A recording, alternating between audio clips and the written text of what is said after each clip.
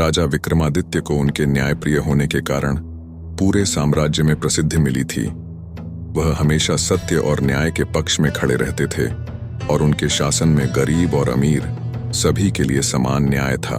देवराज इंद्र को जब पता चला कि चक्रवर्ती सम्राट विक्रमादित्य के छोटे भाई आज पाठ छोड़कर तपस्या हेतु जंगल चले गए हैं, तब देवराज इंद्र ने राज्य में सुरक्षा बनाए रखने हेतु एक देव को भेजा। जब चक्रवर्ती सम्राट विक्रमादित्य को पता चला, तब वे वापस अपनी राजधानी की ओर वापस चल पड़े। सम्राट विक्रमादित्य अपनी राजधानी पहुंचे तब आधी रात हो चुकी थी। जिन देव को देवराज इंद्र ने भेजा था, उन्होंने सम्राट विक्रमादित्य को प्रवेश करने से रोक दिया। देव ने उनसे पूछा, तुम कौन हो?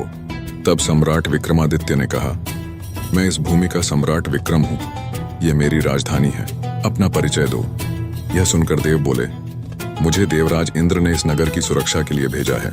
मैंने सुना है सम्राट विक्रमादित्य बड़े ही शक्तिशाली और समर्थ योद्धा है। मुझसे युद्ध करो और यह सिद्ध करो कि तुम ही सच्चे सम्राट हो। दोनों के बीच भयंकर युद्ध हुआ। युद्ध में परास्त होने के बाद देव ने सम्राट विक्रमादित्य से कहा, अब मुझे विश्वास हो गया है, आप ही सम्राट विक्रमादित्य हैं। देव ने कहा, हे राजन, जब आपका जन्म हो रहा था, उस समय एक ही नगर एवं नक्षत्र में 3 मनुष्यों का जन्म हुआ, जिनमें से आपने राजा के घर में जन्म लिया, दूसरे ने तेली और तीसरे ने एक कुम्हार के घर में जन्म लिया। कुम्हार ने साधना से स्वयं को सिद्ध कर लिया है। उसने तेली को मारकर पिशाच बना रखा है। कुम्हार ने तेली के शव को शमशान में सिरस के पेड़ से लटका रखा है। आप सावधान रहिए। यह सब कहकर देव वापस अपने लोक को चले गए। सम्राट को वापस आए देख प्रजा में आनंद की लहर दौड़ गई। उत्सव मनाया जाने लगा। कुछ समय पश्चात एक साधु सम्राट के दरबार में आया।